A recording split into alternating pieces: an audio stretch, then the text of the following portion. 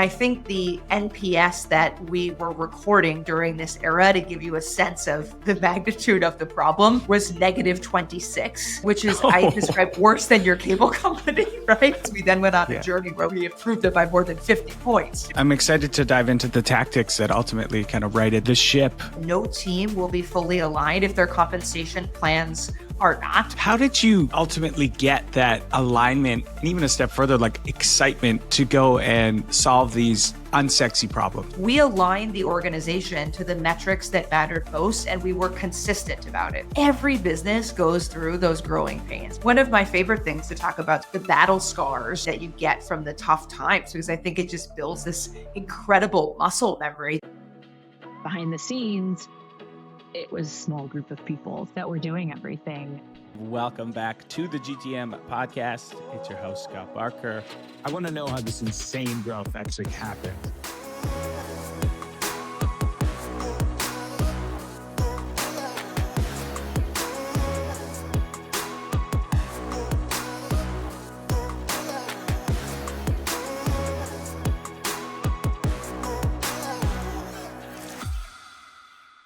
Before we get into today's episode, there is no doubt that it is a very weird hiring landscape out there right now. And the ability to support recruiting top go-to-market talent has always been a huge value add at GTM Fund. This year alone, we've made over 300 candidate introductions. And overall, we've made over 2,000 candidate introductions and placed hundreds of top talent at companies. At first, this really started just for our portfolio, but our network has extended beyond it to the overall software ecosystem. But the very best talent is difficult to find and even harder to hire because they're the best at what they do, making great money and succeeding exactly where they are. And they're not actively looking or reaching out about maybe your role, especially in the current market. A players are way more hesitant to make a move. Behind the scenes, though, our partners at Pursuit help us to equip sales and marketing teams with top talent. We work very hand in hand with them to be able to provide the top go-to-market talent for companies on a non-retainer basis. In my eyes, they are best in breed and a huge part of our talent program at GTM Fund. So if you are hiring for sales and marketing roles, you can reach out directly to Pursuit for access to their recruiting process at www.pursuitsalessolutions.com/GTM, or just send myself or anyone else on the GTM Fund a note and we can help make it happen. Hello and welcome back to the GTM podcast. Appreciate you all rocking with us for the next hour or so. I am very, very excited to have this next guest. This is someone who personally gives me a lot of energy every time we have a conversation and has just been an incredible partner, both to the fund and to Operator, one of the companies that we're both involved in. I am joined by Cassie Young. Cassie, welcome. Thank you so much for having me. And I am equally excited to be here. I think I can safely say that I'm a longtime listener, first-time caller, and thrilled to be on the podcast with you today. I think we're going to have a lot of fun. Awesome. Very excited to dive into it.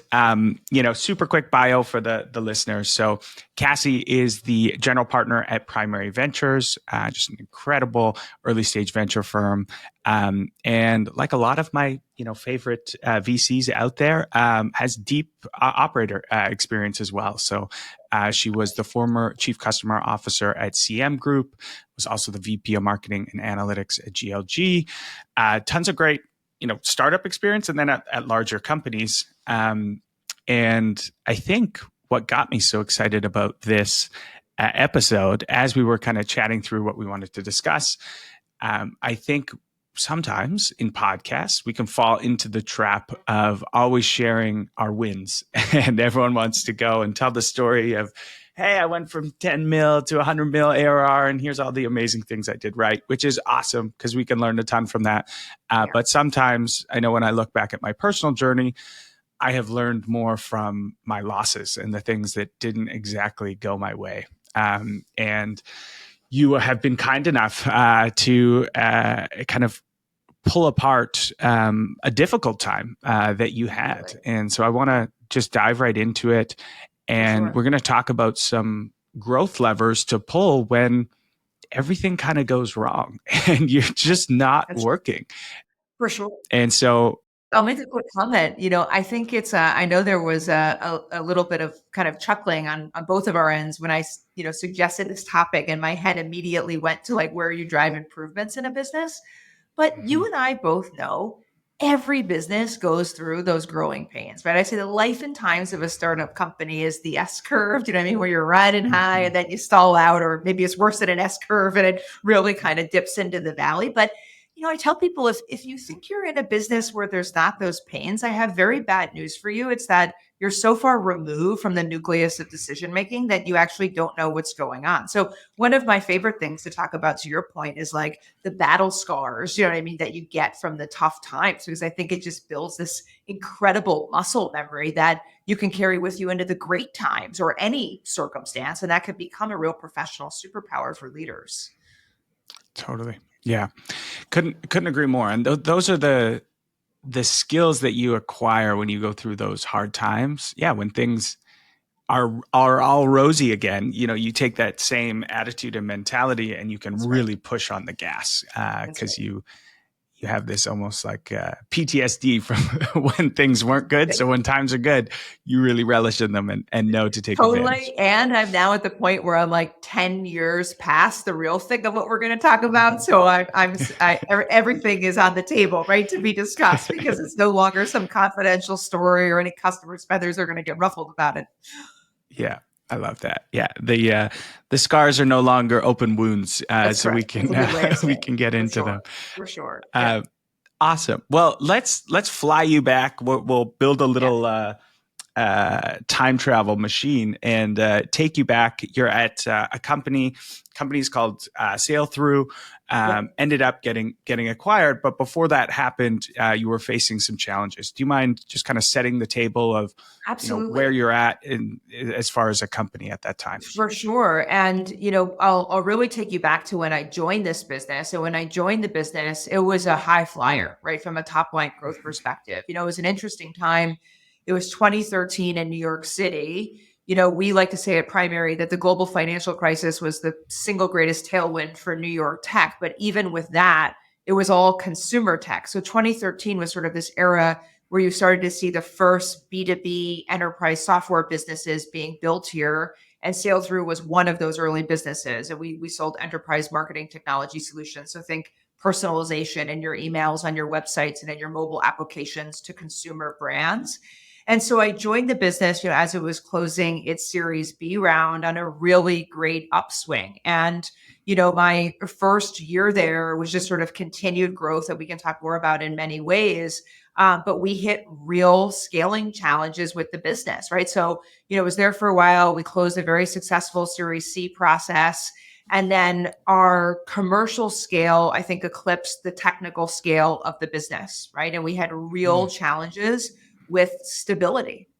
Right now, in businesses, like consumer businesses that are sending emails, that is a huge fraction of the overall revenue that they drive, right, from their digital channels in general. And so when that channel becomes unstable, it very quickly erodes customer trust. And so we had just an amalgamation of challenges, one with just our ability to scale the systems to support these sends. And to give you some sense of it, we're talking about organizations like Washington Post sending breaking news alerts, right? And breaking news is like an arms race to see who gets into the inbox first, right? But we Right. also supported e-commerce brands and daily deal and flash sale brands, et cetera. So we had some scaling challenges, and then we had just like a smattering of things that were annoying and poorly timed, right? The data center that we use was closing, right? And we had to go through a data center migration in the throes of all of this. And we believed we could do that on our own. And hindsight is 2020. And we probably should have brought in, someone who had done that several times over to help us with that challenge. But it was this amalgamation of challenges that we hit that ultimately drove a really sour downturn for us in terms of customer churn, in terms of reputational overhang in the market, because we all know that Buyers learn about solutions from other buyers, right? And I would say detractors are 10 times louder in the market than the promoters are, right? So you had churn, you had slowed new logo growth. And, quite frankly, we even had our challenges in terms of employee retention, right, through this challenging period. And so that kind of sets the frame for where it is. The headline that we'll get to in a moment is that we did stabilize the ship, but it was a multi-year journey to go and do that. But I think you and I agree it'd be fun to sort of really break apart some of the things that we had to think about to rally the organization around getting back on better footing, and some of the tactics we employed both internally and externally, with our customers and our prospects to help us on that journey. Yeah, I'm excited to dive into the tactics that ultimately kind of righted the ship. And I think one of the hardest things to come back from is when social proof, referrals, word of mouth starts turning sour, right? Where as companies, as humans, reputation is what people say behind closed doors. And if they're saying negative things, and you don't have control over that. And you outlined it, it can be a multi-year journey to get that trust back. You start losing that trust, and it can be a slippery slope. What was the first thing that you kind of identified were like, okay, we're in trouble and we need to make some serious changes right now? And what got us here? We can't keep doing the same thing. Was there sort of a catalyst, or was it just all these things start happening? Was there a specific moment? So I do think the data center migration was definitely a catalyst to a lot of what happened here, but I'll actually say it was an amalgamation of a number of different things. And one interesting nugget I'll share is that in an enterprise software business, churn is a lagging indicator, right? Because if you're on an email service provider and you're a scaled business, it's not like you're going to churn this week and be migrated onto a new platform next week. So while churn materialized to kind of showcase the problem, that actually lagged by several months, right? The leading indicators that we were using were things like Net Promoter Score. And you can argue the merits of Net Promoter Score all day long, right? But it is a good, just quick litmus check right on the sanity of how you're doing with your customers. And to give you some sense of it, we really leveled up our customer insights and kind of NPS practice work in the throes of all this happening. And I think the NPS that we were recording during this era, to give you a sense of the magnitude of the problem, was negative 26, right? Which is, I describe, worse than your cable company, right? So, and I'm comfortable sharing that now because we then went on a journey where we improved it by more than 50 points, you know what I mean, in the years to come. And that's one of my proudest, professional accomplishments, is what we were able to go and do. But that gives you a sense of sort of the level of severity. And so that was a really helpful leading indicator for us, because if you just looked at the board deck, the problem was kind of hiding out in the background for a little bit. If you talk to people in customer support, they would tell you, we're on the front lines, right? We know exactly what's going on in the business. And, that's a little bit of a spoiler alert for where we're going to net out on this, which is, just rallying the entire organization, right, about the importance of customer trust, right? I very frequently say customer value is enterprise value, right? And there are really two ways that you unlock customer value. One is you show up and you are a trusted partner. The second is that you enable those customers to achieve their own business growth, right? We always say we want to know how the champion ultimately gets promoted in their job, right? Because that helps us to be better at our job. And so, our huge talk track to our team at the most macro level was, listen, if we do everything in our power, within financial constraints, of course, to make our customers successful with this platform, we would have to catastrophically screw something up not to succeed as a business. So we need to go and do that. But that's hard, right? Because we had a very technical, exciting product, a set of products, really. I mean, we were investing in data science and predictions long before, the current era of everything that people are talking about in AI. And when you take a deeply gifted technical team and tell them that, you have to be focused on stability, right? And customer centricity and existing roadmap, it's hard, but it was a long-term bet, right? But to give you a sense of it, at one point, I was very fortunate that the CTO of our business, Tom Janofsky, ultimately became like I said, my work husband and right-hand partner. And it's unusual, I think, to have the CRO, right, and the CTO very closely aligned, but Tom and I were incredibly closely aligned. And at one point in time, he said, my commitment to this organization is that 70% of the sprint team resources are going to go to existing customer needs, right, to help Wow. right size what needs to happen here. And I'm oversimplifying to a certain degree because roadmap is one part of the problem, right? I indicated before, core stability was a major need of ours. So, many of our investments were things like investing in an SRE, right? Like a reliability engineering team, right? Just given the scale of the data that we were working on.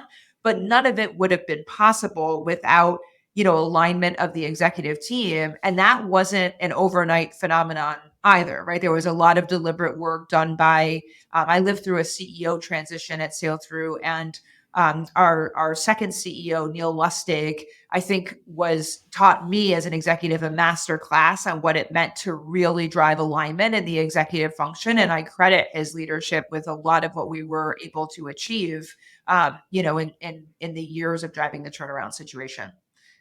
Mm-hmm. How did you ultimately get that alignment and even a step further, like excitement to go and solve these unsexy problems? Like you mentioned, like going Yeah. and fixing stability is like, it doesn't usually get people out of bed. They want to build new, exciting features. Yeah. And same with this idea of customer centricity. It's like, That's right. it's almost like a throwaway word. And a lot of people talk about it, but Yeah. you then have to shift that into like real world tactics and get people excited about, hey, this long journey we're going to go on, we might not see the results for 6, 9, 12 months. That's right. Yeah. And I would be lying through my teeth, Scott, if I said, oh, we were really good at getting everybody excited about this, right? So, but we had to think about how do we get smart about it so that we are able to retain a critical mass of really smart employees.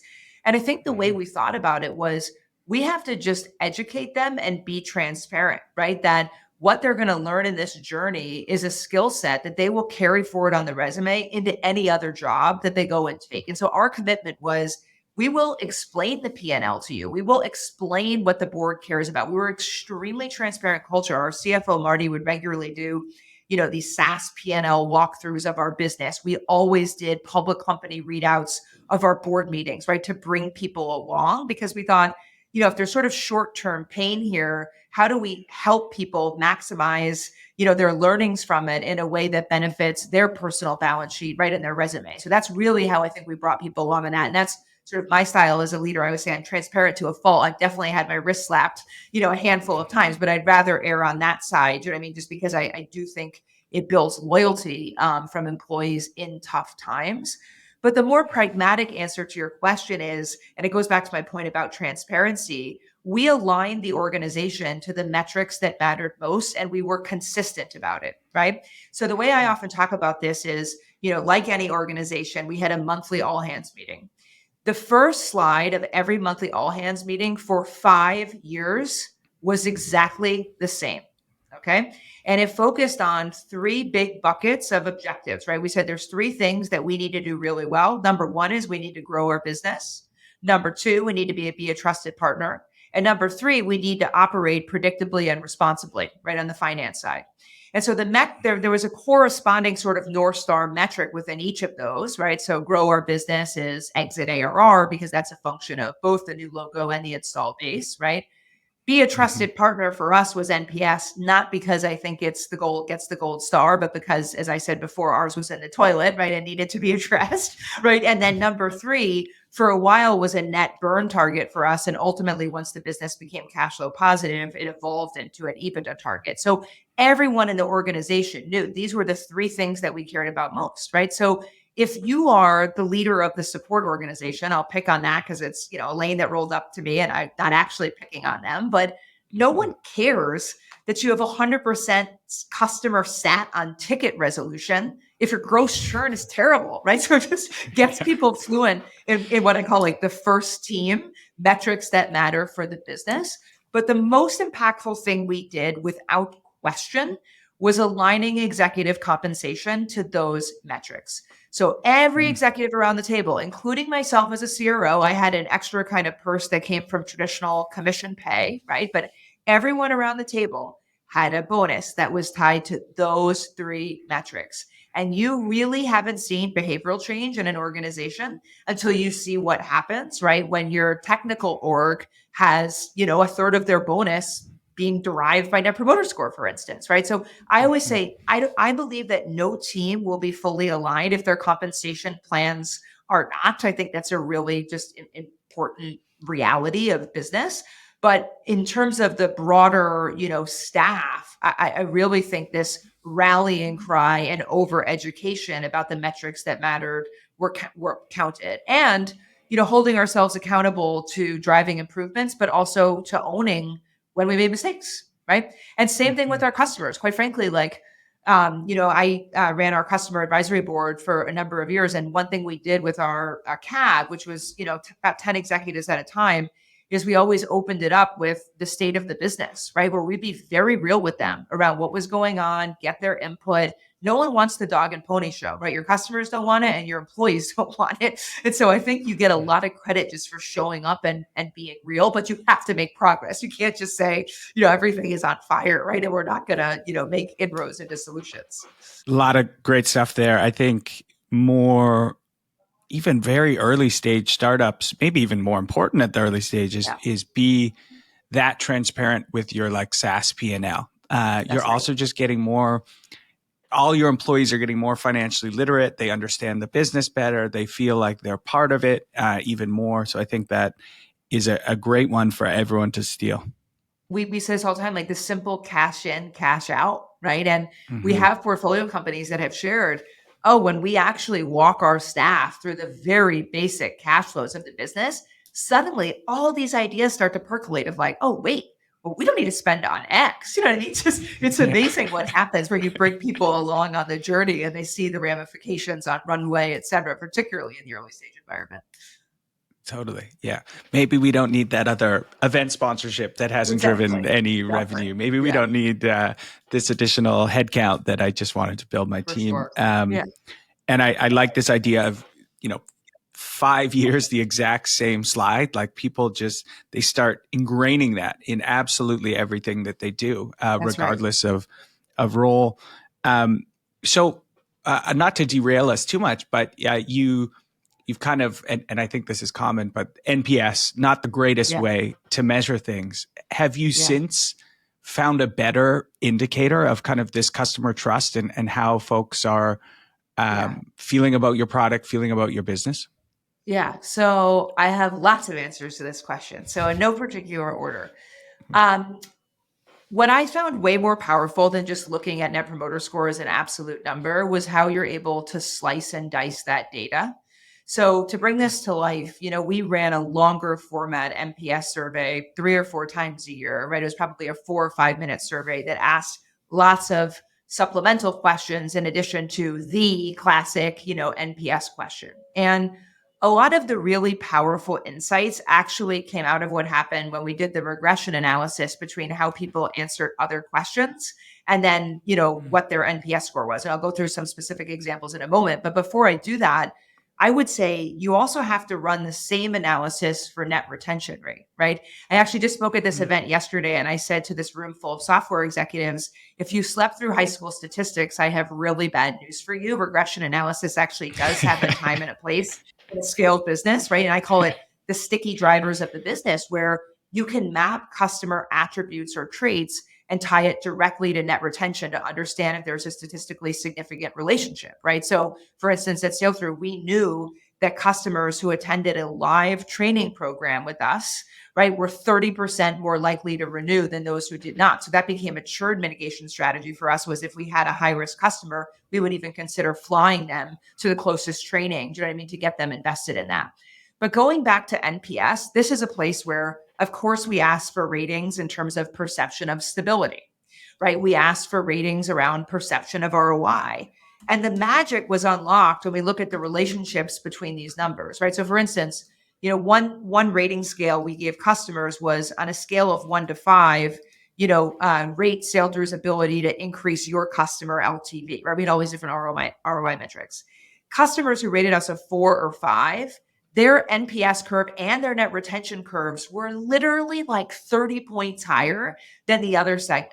Right. And so we said, okay, well, this is actually, we need to do a better job reiterating customer value. And we launched the Wednesday weekly report that hit the customer inboxes that summarized all that we did for them. And people, of course, argued our attribution, right? Not what we did. But I'm like, I'd way rather have the inbox, like the message in the inbox with the economic buyer so that we're top of mind. Right. And here was the craziest thing of all that we learned from this. One of the questions we asked was actually a list of all of the features that we had released the prior quarter. And we said, yes or no, did you know about this product release? The second question was, if you knew about it, did it have a material impact on your business? Okay. And here's what's wild. 50% of the customers said they had no clue about the product releases, which is actually total BS because we were an email platform, we sent the release notes through our own system, and half the people who said they didn't know about it opened the email and read it, right? So it just goes back to this thing that you need to hear it 7 times. But that cohort of people who said, okay, we know about the product releases, literally their NPS score was 44 points higher than those who did not, but there was no material difference between whether or not it had a major material impact on your business or not. So perception was reality of like, the roadmap equals innovation. And so the takeaway from that was, hey, this is a huge product marketing opportunity. We have to be beating people over the head, right, with what we're doing and the enhancements that we're driving. And I'm picking on, roadmap examples, but this same type of analysis could be done with stability, right, or things that customers experience, et cetera. Now, I'm talking about analysis that we were able to do, and we were at the point of 400 customers, right? So, we had some degree of scale of being able to do that. But I always say, even for early stage companies, like, what's your hypothesis on the sticky drivers for the customer, and how do you drive to those behaviors even as early as implementation, right? Like, you don't want a customer to just go live. You want them to be live with all of the things that are going to drive meaningful outcomes, if that makes sense. Yeah, makes total sense, and fascinating learnings. It's so funny. We all live in sort of our bubble, and we think, because we're so obsessed with this new product launch release date that we've been thinking about for weeks and weeks, and we're like, oh, we sent out the comms, everyone's going to know exactly about it. And it's rarely the case. And communicating with your customers can be so difficult. Like you said, you have to say it like 7 times. Once you had that learning of like, oh, people don't actually know, even if they've read the email, what levers did you pull to make sure that they did know? Was it sending more emails? Was it the live training that you mentioned? It was, we had to, you have to be customers where they are. So we tried a little bit of everything, right? We did since it's Sailthru nautical theme, we did this like shipped by Sailthru monthly recap. And then we had the CSMs forward the email again to everyone, just so it like didn't accidentally get archived. We put in product alerts around what was going on. And then one of the most powerful things we actually did, and all credit to this is to the amazing head of CS who supported me at the time, Ellen Turchilla. She challenged me and said, in addition to this executive level, advisory board, I want to launch these regional user groups that she called RUGs. And the idea with the regional user groups was that she would bring the non-economic buyers together, and she would invite customers to give presentations on how they were using the product in a compelling way, and then have the product team do a deep dive into the roadmap with this way bigger audience. Now, that's a set of people who don't get invited to the events because their bosses get invited to all of the events, right? And that was a program that we were really able to scale. We would do them in major markets like New York, London, San Francisco, LA, et cetera. And we could bring, 50 plus people into a room at a time. Customers felt smart and flattered that they were presenting it, but then they heard about it from other customers. And then they also literally heard about it from someone on our product team on the stage, right? Preaching that gospel. Mm-hmm. I like that. I've always been a huge proponent of get your customers to sell for you, or get your founders to sell your value for you. You actually also asked this question of like, how did we know, right, where things were going off the rails or on the rails? I mean, you kind of hit the nail on the head.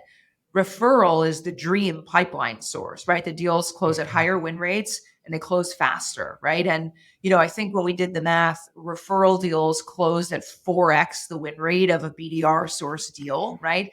And so the name of the game became, how could you drive that program that's really hard to do when you don't have customer trust. And so another kind of indicator for us when we started to see the rebound of referrals, right, we knew we were on the right path. And honestly, my tried and true hack for any organization is the referral. I'll give it out for free here. Is the NPS question says on a scale of 0 to 10, how likely are you to recommend us? And then a bunch of people give you 9s and 10s are promoters. And people don't go ask them to refer, right? So the number one thing we said was like, let's find all the 9s and 10s and call them up, right? To go and do that. But they have to have the trust in the core product for their willingness to go and do that. And that just took us some time, to ultimately repair. And during that period, because we kind of skipped over the period of like really doom and gloom technical outages and things like that. I mean, one, it all kidding aside, it really did build this resilience for me, right? I had an amazing customer success person on my team who was on the front end of receiving some harsh comments from Hallmark, right? When we had delayed sends on Mother's Day, right? For e-cards. So you don't want to be in that conversation, but tough. it builds this muscle memory. But again, you have to own it with the customer and take them deeply behind the scenes. And so one of the reasons I was so grateful to have such fantastic technical leadership in the business is they would go on site. They were willing to meet with the technical stakeholders of our customers and explain exactly what was going on or what types of innovations we were investing in to,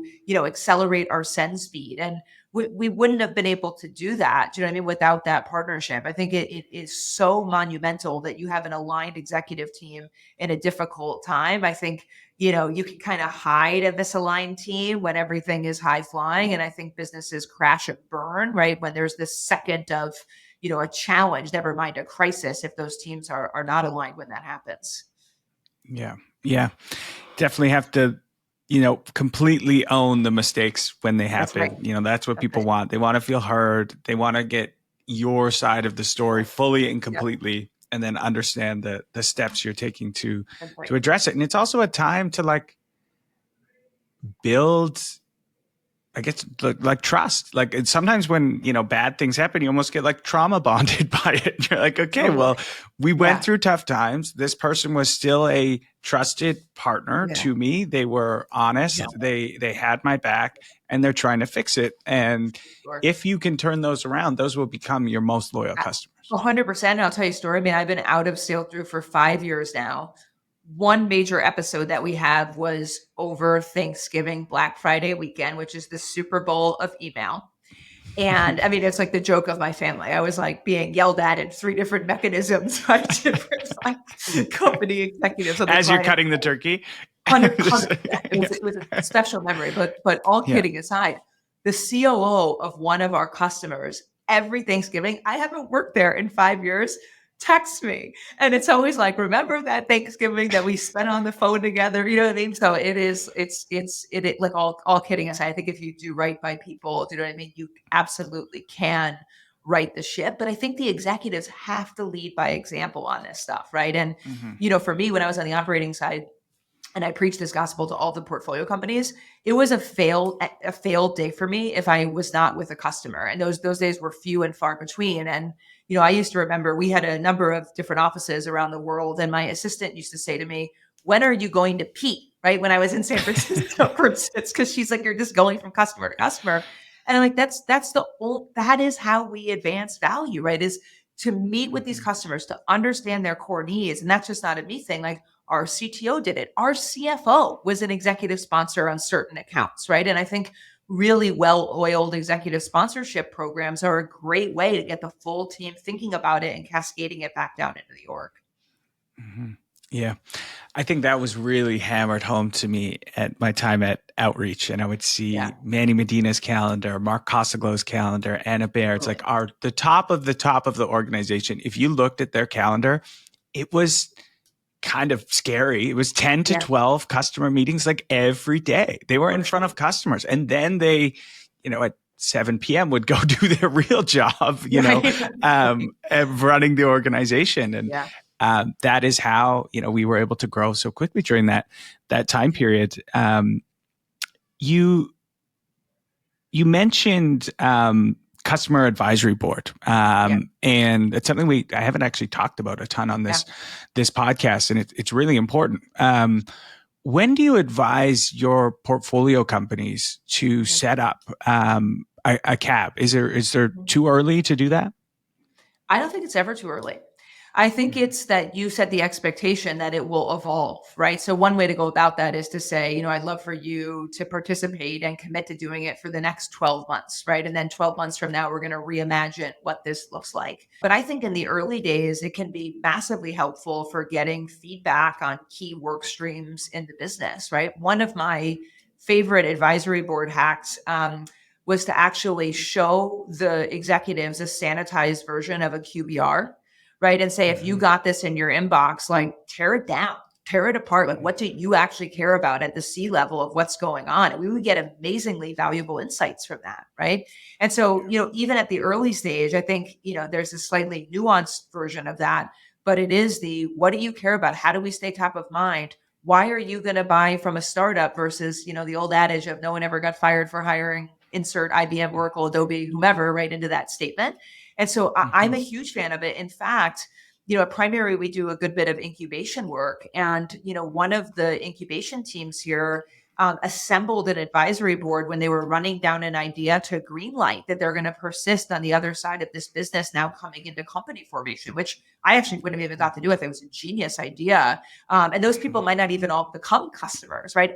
There's no right or wrong answer to this question. I tend to be partial to keeping the customer advisory board to your actual paying customers at scale. Some people will say they'll bring in like a dream prospect to help push it. I think there's other forums to do that, but to each their own. I think for early stage companies, it can be very common, that you diversify that because you may not have that many customers in terms of people who come in. Maybe you give them a little bit of equity. But it's like, I don't think people talk about advisory boards enough, period. And I was actually just thinking for my Tactic Talk newsletter that this spring, maybe I should do like a longer format piece on structuring effective CAB meetings. Could be a good one. Totally. Yeah. It's not talked about at all. And I think there's different forms of kind of advisory boards that serve different functions too. I think you can have like your advisors that are more like, these are going to help your company grow. I'm also seeing this like new sort of called like almost like an influencer advisory board that's very small amount of equity, or even you just put them on a pedestal through content or media or some sort of incentive. And they're like, they help you with distribution. So the one is like execution, or the other is them cold distribution. hard cash. It's funny that you call them influencer, because when I was at Sailthru, I called it our micro influencer program. Right. And to be honest with you, our view, and we wouldn't do this with existing customers because we didn't want there to be a conflict of interest, but particularly in the CMO role, there's so much turnover that you always have these people that are free agents with amazing Rolodexes. And so we said, you know what, like, if you walk us into a deal that's not in our pipeline right now, and we had very clear verbiage around deal registration, right, and what would count, and we close that deal, we'll give you 10% of first year ACV. And that math works, right? It's particularly at enterprise.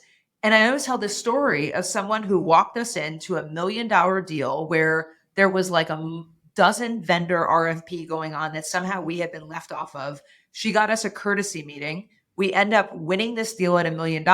She gets $100,000 check from us. She was literally chasing me for the check because it was going into like part of a down payment for a vacation home that she was buying.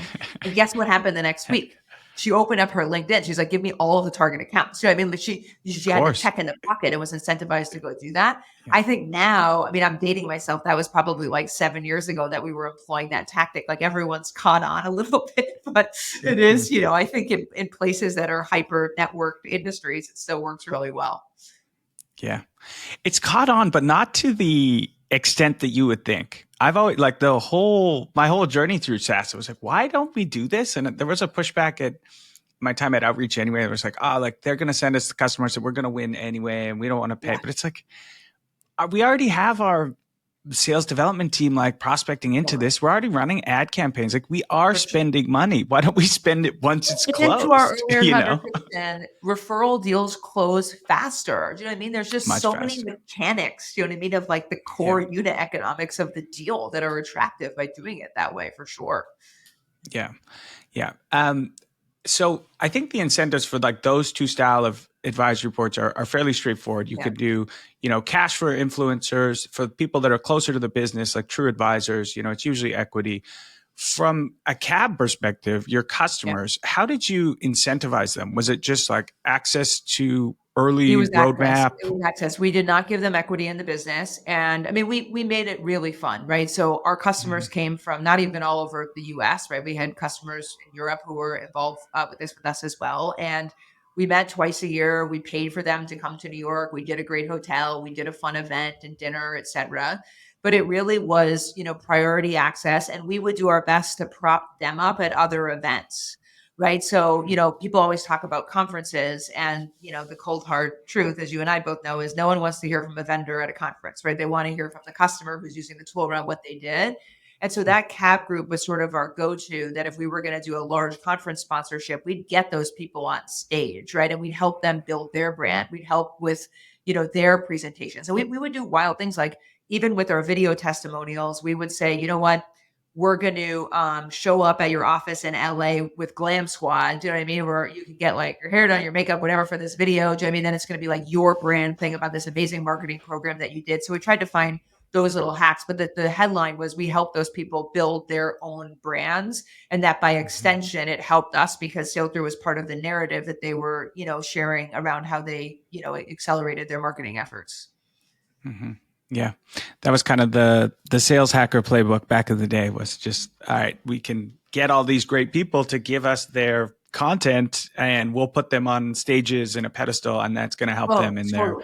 I mean, it's so personal funny career. how you could ask someone for a case study and they're like, no. And then you'll say, oh, will you come speak at this conference in front of 1,500 people? And it's a guaranteed yes, because they look really good. It always cracks me up.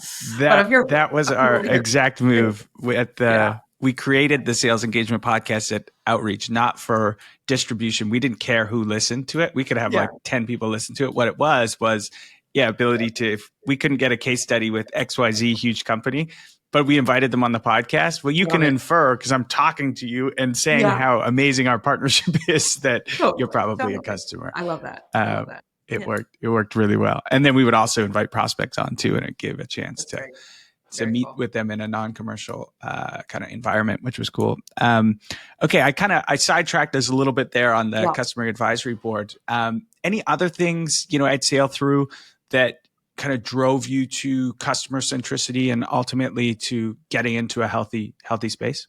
Yeah, lots of little hacks around the margin is what I'll say, right? So, let's talk about engineers for a moment. Engineers don't want to hear from the lifecycle marketing director, do you know what I mean, or what they're doing. Maybe they're interested in that, but they want to understand the fruits of their own labor, right? So one program we ran, for instance, was, we had a technical stakeholder at every customer, right? If not a small team of them. We would bring the technical stakeholders in to meet with the sprint teams that built products they were deploying. And the engineering teams loved that, right? Of just kind of understanding, okay, this is the limitations of the historical data import, right? Or whatever it may have been, but they could have a much more technical conversation. So we did that, of course, at a macro level for good hygiene. We always brought in like customers to speak with the whole company, right? We probably did that on close to a monthly basis. And we would ask them the tough questions, right? Around, if you could change something about the product tomorrow, what would it be? All that fun stuff. So that was one idea. I mean, other kind of tactical things in the trenches were, we required everyone at the manager level and up to do regular shadowing of the support desk for a week. So for half a day, for an entire week, they would, sit down. And that was actually a great way where engineers would sit shoulder to shoulder with support agents. They're like, why don't we just fix that now? And you and I both know that it goes into like the queue and the backlog, et cetera. But it's just very eye-opening when you go and run that playbook. Compensation, as I said before, the alignment of that was huge for us. I also just think that, co-mingling of the teams was huge. And what I mean by that is, and this is a great way to reward your superstars, things like when we need to do a pipeline brainstorm, well, more often than not, that's like commercial leadership gets in a room to figure out how to drive pipe. We said, well, what if we bring the best sellers, the best solutions engineers, and the best CSMs, and they're invited to come in this room and help us brainstorm where we want to go with it? I think that was huge. And then similarly, like telling sales, you should be coming to your customers' QBRs, even if it's 2 years later, because one, you need that network node, right, for your referrals. And two, you're going to get these amazing stories that make you a better seller in the first place. So a lot of that co-mingling, and it was about the people we hired, right, who had to be bought into that strategy. And I feel really grateful that I think we had a lot of boots on the ground to subscribe to that, right? And it really did feel like a team. There wasn't finger pointing between sales and CS when times were touch. And that's those times are tough, but that's a credit, right, to the leaders who were over each one of those functions. Yep. Mm-hmm. Yeah.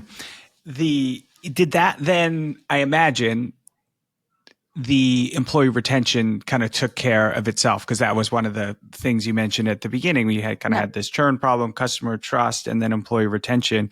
Was that ever a focus, or was it, hey, if we take care of our customer and they love us, people are going to enjoy working here again? It was both, right? I mean, we definitely lost employees, right? When we fell in hard time. And I would get on my soapbox. And I think some people, I still have some folks who work in my org who make fun of me and send me texts on this regularly, where I have this rule that I call the no hangover rule. Like, shit happens and I don't want to hear about it. Do you know what I mean? Like, once there's a plan to get an action and resolve it, like, it's really not well spent on me, right? It's the number one rule of working in my org. But, I would get on my soapbox and explain what we talked about at the onset. If you don't stay at a company during a time of challenge, you do not build the muscle memory, and it will happen again in your career. So totally up to you, right? If you want to tap out, no judgment to go and do that. But I guarantee you, like, if you don't do it here, you're going to do it somewhere else. So I put on my saleswoman hat, right? As I was trying to push people on that, and it didn't work all the time, right? It worked sometimes. But I would say the people who stuck around really stuck around, right? Like, I look at, we ultimately sold as part of a private equity roll up in late 2018. And there were a ton of people who were with the business who had been with us for years, who had really just kind of seen it in and out. And, the proudest thing for me as a people manager is just seeing what all those folks are up to now, right? And they did kind of carry that with them and, translated it into something positive. The number of kind of, VPs and Cs that have emerged out of that squad is fantastic. Yeah. And you better believe that in every interview since leaving Sailthru, they bring up the hard times. 100%. That's like the 100%. perfect thing to showcase. That's right. Yeah. That's right. That's what people want to see. And the no hangover rule, does that mean you can be hungover, you just can't talk about it? That's right. That's right. That's exactly right. You can't talk about it. You just made me think of something else. I had an amazing colleague after the acquisition at CM Group, which is now called Marigold. But my colleague, Ethan Zubek there, had a great line that I always use, which is, to your more literal question, pros play hurt, right? That was the big line at sales kickoff every year, right? Which I thought was a good one. Yeah. Yeah. I like that. that. I want to double click on something because I thought it was a really good tactic, and I want to make sure that we highlight it for the listeners and make sure I got it right. I think this idea of shadowing the support desk is really interesting. Did you have that just for managers on the go-to-market side of the business, or was this managers across the entire organization? So even the people team, finance team, entire organization. Cool. It really, support is a hard job. But it is such an important job, right? Because it's the tip of the spear of like the really frequent interactions with customers. So no, it was required in any function in the business. And I think that served us really well. Cool. And so you would spend a day every quarter if you were a manager above? Spend half a day for 5 consecutive days. I can't remember if we did it once or twice a year. Yeah. Yeah. Cool. I think that is something everyone should follow. It's like, sure. You could almost do the same thing. You could like shadow support and shadow like sales development would also be very interesting. You've probably heard that like Starbucks Yeah. requires every employee, even at corporate, to go be a barista, right? I mean, I have friends who worked in like the post MBA program at Home Depot, who worked on the floor of Home Depot. You know, it really just builds a totally different type of customer empathy when you go and do that. Yeah. Yeah. I like that a lot. All right. This has been awesome. I could probably pick your brain for 4 more hours on this. I always love chatting with you, Mac. It's always a blast. Yeah. It's the best. But I do have to get to final 2 questions. And these are at the same of every episode. They are intentionally vague, so you can take them any way you want. First question is, what is one widely held belief that revenue leaders or founders still believe to be true that you think is bullshit or no longer serving us? Hiring for quota capacity. This drives me crazy that I'm still talking about this because I feel like I've been preaching this gospel for a long time, right? We've all been in the bit where it's like, we need to add $10 million in bookings and each rep can do $1 million. Therefore, we need to hire 10 reps. And it's like, well, show me the business where 100% of them are hitting quota number 1. But way more importantly, where in the hell is that pipeline coming from? Right. And we see this trap all of the time of businesses rapidly growing the go-to-market team ahead of pipeline. As you and I both know, even the best AEs on the planet hate prospecting. So there needs to be a plan in place, right, to future-proof the pipe coverage. So it drives me crazy when I see this in models. I'm like, it's just like totally antiquated way of thinking. Mm-hmm. Yeah, huge. I was been told by many smart founders looking back of like, sellers don't create demand. They turn the demand into revenue. So you can't just, let them loose with this big quota. What's a better way of doing it in your eyes? Yeah, I actually think it's really marrying the top down and bottoms up pipeline, right? So what I mean by that is the bottoms up are like, what are the actual deals that you have? But the top down is actually build out the cohort analysis. I actually just did a tactic talk on this last week newsletter on the importance of using cohort analysis for out periods to really understand the pipeline coverage. What's the go get that you have to get from there? I'm not saying for a moment you should live in a world where sellers are drowning in pipe coverage, but I think there's a happy medium. Do you know what I mean? Where they have to do a little bit of work, but you don't run the risk of they come in and they're going to immediately leave because they have nothing to work because you've hired, 5 people at the same time. But I'm a big believer in like do the cohorting math, regardless of whether you're high velocity or enterprise. See where that nets you out and sanity check that with the hiring plan. Yeah, couldn't agree more. I'm just curious. Are you seeing something I'm kind of noticing? Are you seeing kind of the rise of the full cycle AE again in your portfolio? I would say, in the early days, sure, because we're first check in. But I do think as organizations grow and scale, no. And I'm a huge believer in not having the full cycle AE. I'm a big believer in like the classical account management function. I mean, I think there's a time and a place for, when it's an account manager versus when it's CSM versus when it's more procedural renewals manager. I've also done a little bit of writing on that. But I think for early stage companies, like you need it. Do you know what I mean? You're resource constrained. It's helpful to maintain that relationship. It's good product feedback. But I would say for scaled companies, decidedly no, right? You want those people focused on new logo coverage so that you really have great throughput of new logo velocity. Yeah. Yeah, for sure. I think it's a tough ask, to have someone prospecting, creating the pipeline and the demand, closing it, and then cross sell, upsell. It's tough. We specialize for a reason, and I think getting away from that is a bit of a disservice. And now with technology too, you can throw in like a GTM engineer in there that can do the role of like a few sales development folks. And Sure. yeah. Yeah. But I do think you just look at the numbers, your go-to-market efficiency numbers will go out the window. Do you know what I mean? If there's an overemphasis on, managing an install base set. And again, there's always exceptions. There's nuance to what I'm saying. Highly strategic enterprise logos with obvious additional BUs. Like there's a lot of shades of gray of what I mentioned, but in general, I like the new logo. The AE is really focused on new logos. Yeah. Yeah, for sure. All right. My final question, and I call this one the silver bullet question. I think your turnaround story outlined in a great way how there is no silver bullets. You win the war by doing, a ton of tiny little, battles. But the question is, what is one go-to-market tactic or strategy that you're seeing right now that is working across the different portfolio companies that you're working with? So this is a fascinating one. And I actually used it when I was an operator, and AI has just made it infinitely more scalable, which is video mailers, right? So we did video mailers at Sailthru on kind of an ABM basis, right? Where, we were trying to break into Bed Bath and Beyond, RIP, right? For one example, right? And, we would sort of do these kill campaigns where our two biggest competitors were Oracle Marketing Cloud and Salesforce Marketing Cloud. So we would do these videos that were really hitting home the points of how we were differentiated against some of the pain points of those solutions. And so we would send a piece of mail where when the person opened it up, it was a pre-roll video of me, right? And so one day, Scott, I had to stand in a room and say, hi, Scott, hi, Max, hi, Jason, hi, Molly, right? And then the rest of it built out now with AI, right? It's like way more compelling. But we have a number of businesses, particularly companies that sell into SMBs. It's a great way to get their attention. I always only thought about it for ABM because it wasn't cheap. I think those mailers in total, all in cost was like $50 a mailer when we really amortize all the expense of it. Now I haven't looked at it recently, but I'm sure the costs have come materially down. But we know people who are doing it with dentists, right, and other sort of SMB type businesses, and it's a great, just different way to capture someone's attention. Mhm.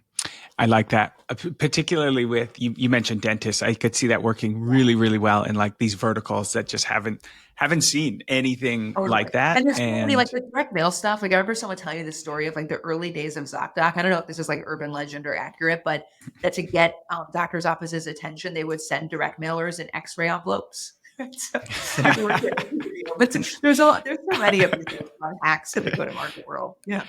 I love that. That's probably my favorite thing still to this day about go to market. It's just those little creative things that you test and you try, and you're like, wow, that just 50x our response rate, with just these tiny little things that you can optimize. And so how folks could action that. So, there's 1,000,001 AI video platforms. So you don't have to say, hey, Barbara, hey, Joanne anymore. You can kind of just set up your talk track. It will customize it for you.